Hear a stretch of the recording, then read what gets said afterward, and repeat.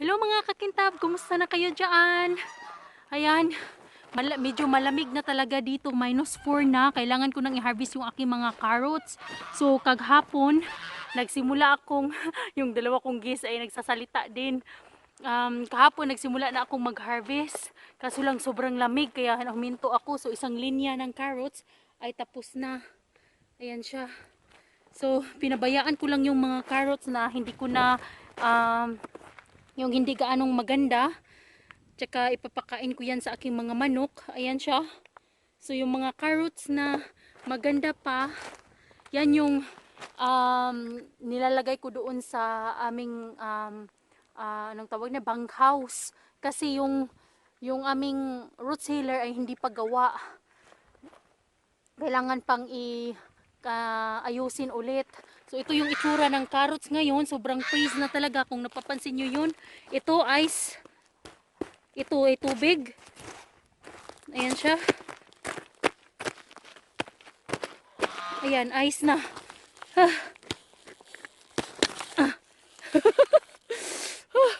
So alam nyo na kung ano ang lamig.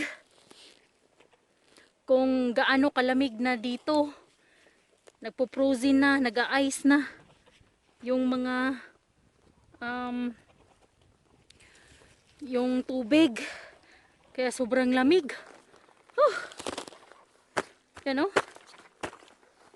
Ice na siya. Kaya kailangan ko na talagang i-harvest ang aking mga carrots. Yung dalawa kong abubot na nandito, yung aking dalawang geese. Paano kaya ako nga pagkatapos nito, pag nandito yung aking geese kasi, ang kukulit. So ito yung kagabi, nag-harvest ako, tapos iniwan ko siya kasi nga ang lamig. Tapos ngayon may sunshine, kaya ipapatuloy ko itong i-harvest. Dalawa kong geese. Ayan na naman yung dalawang makukulit. Ako, ikaw. Yes. So tara, simulan na natin mag-harvest. Kasi malamig na talaga ang panahon. Papakita ko lang sa inyo na kahit ganito na ang weather, yung carrots ay hindi pa rin nasisira. Kasi ano sila, gusto nila yung malamig kunti. So ayan. Kasi sa ilalim hindi pa naman freeze. Talagang totally freeze yung sa ilalim, yung soil. Sa ibabaw ay freeze na, ayan o. May ice na. Kaya ganito lang ginagawa ko. Ilalagay ko siya sa gilid, tapos pinipilian ko kung ano yung magandang carrots, yun yung ilalagay ko sa freeze, doon sa bunk house. Ito naman sa kabila. Ang lamig na. Ayan oh. Ice. Hindi ko na mabunot yung aking carrots. Matigas na kasi nag-frozen na siya. Sayang naman kung hindi i-harvest. Kaya i-harvest ko na lang.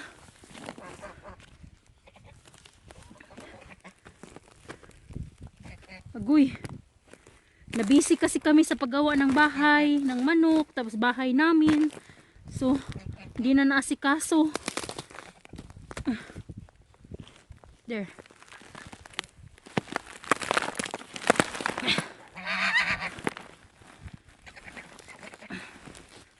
Ganyan.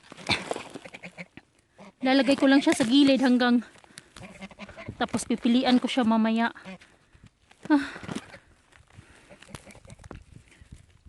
Ang tigas na. Tigas. Papakita ko lang sa inyo. Aray. Agoy.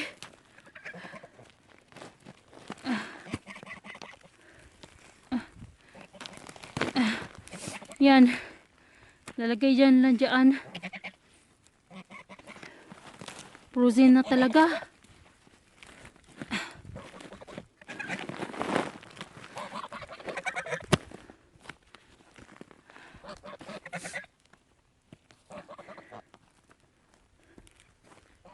Yan, okay pa naman siya sa ilalim, yung mga carrots, kasi hindi pa pumapasok yung lamig sa ilalim ng suwil. Agoy, kahirap pa naman pag nakahawak ng kamera, pero tatapusin ko to.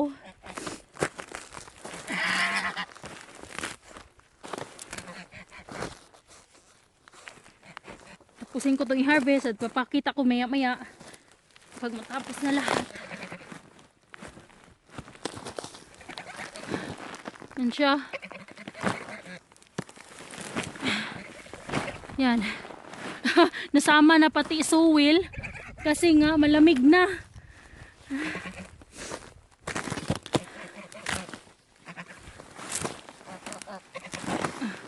Yan. Yan nyo. Klaro ba? Ayan.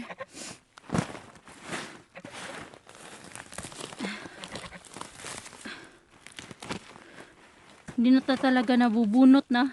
Yung iba kasi frozen na yung suwil. Pero sa ibabaw lang naman, sa ilalim hindi pa. Yan o. So yan, carrots. So nakikita nyo yung carrots pag yung suwil ay nakahiwalay sa carrots. Tingnan nyo yung aking carrots. Anong nangyari? Ang daming design oh. Iba-ibang hugis. Pero carrots pa rin yan. Masarap yan. Organic. Yan siya. Gagawa ako ng carrot cake, carrot muffin, carrot bread, pickled. Ipipickled ko to. Carrots. Yan. Tapos pagkatapos nitong isang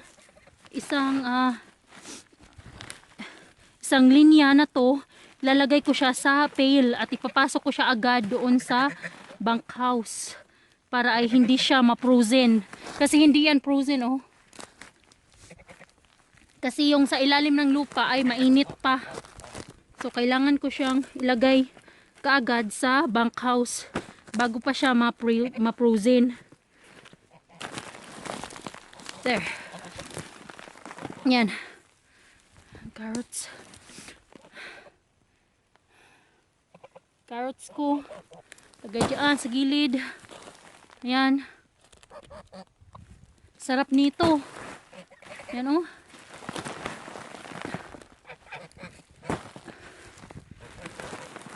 Hindi na kailangan bilhin. Hindi na kailangan bilhin sa market. Ang dami oh. Oh. Yan. Sarap nito, crunchy. Yung balat niya, smooth. Makinis ba? Oh, makinis yung balat. At yung aking gis naman, ay nandyan. So, ayan lang. Lalagay ko muna to sa ice cream pail. Itong nabunot ko na. Linisan ko siya. Tapos ilagay ko sa, hindi pala ice cream pail. 5 gallon bucket. Ilalagay ko yan. Tapos, next line. Tapos, i-harvest ko rin ang aking mga parsnips. Kung anong nandiyan. Lahat na, tanggalin ko yan lahat. So, ayan lang. Mga kangkintab. Ang lamig na talaga. Na ano nyo ba? Yung aking pagsasalita ay, ayan o. Ang lamig. Ang lamig na. -4. Pero walang wind. Kaya okay lang. Ayan. I-harvest ko na to lahat. Ko muna to. Kunin ko muna yung ice cream bucket. Ice cream bucket talaga. 5 gallon bucket. At ilalagay ko to. So, ayan. Kukunin ko muna. Kung mayroong available. Ang lamig. Pero masasanay yun ng katawan mo sa lamig. Pag yung mga November, December, masasanay ka na parating malamig paglabas mo. Pero ngayon kasi summer, tapos lumamig bigla, 'di ba? Parang hindi ready yung katawan mo. So, I just wanna get the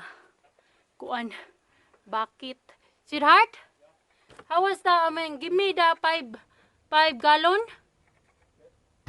Is it empty?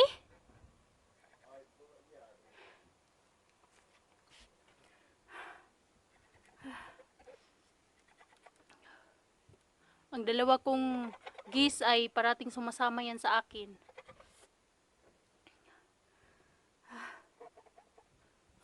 Buti na lang may sunshine.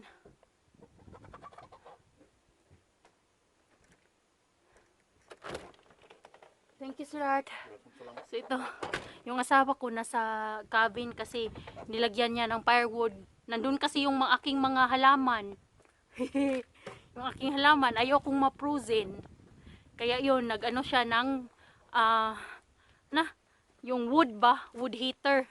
Pinainitan niya. Yan. Empty. 5 gallon bucket.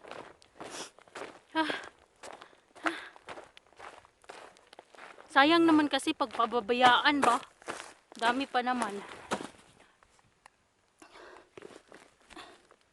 So, ang ginagawa ko dito, yan oh, matigas na yung suwil.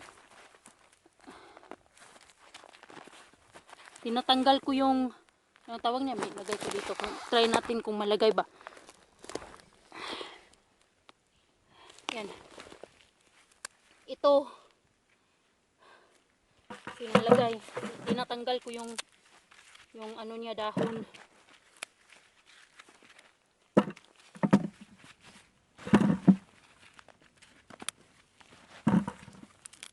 Tapos nilalagay ko agad sa bunkhouse para hindi sila ma-frozen.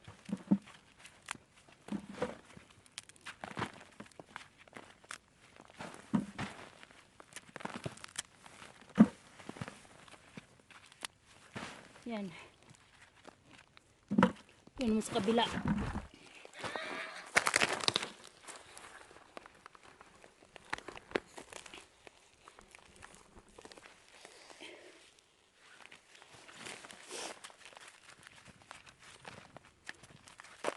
Linis lang, linisan yung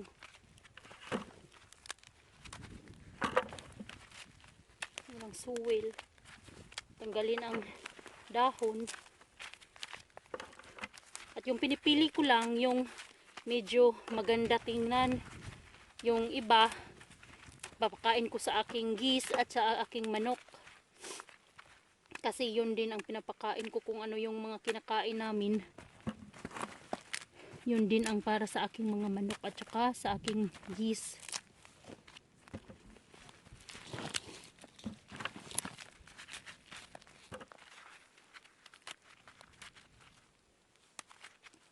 Matigas na. Tumitigas na yung lupa. Dumidikit na sa ano, sa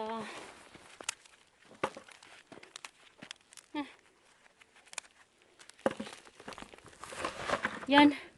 Dami na oh. Malapit na mapuno yung aking 5 gallon bucket. So ayan lang. Tapusin ko lang itong mga kakintab. Maraming salamat sa pag-antabay sa aking video. Until next time. Bye! Ang lamig!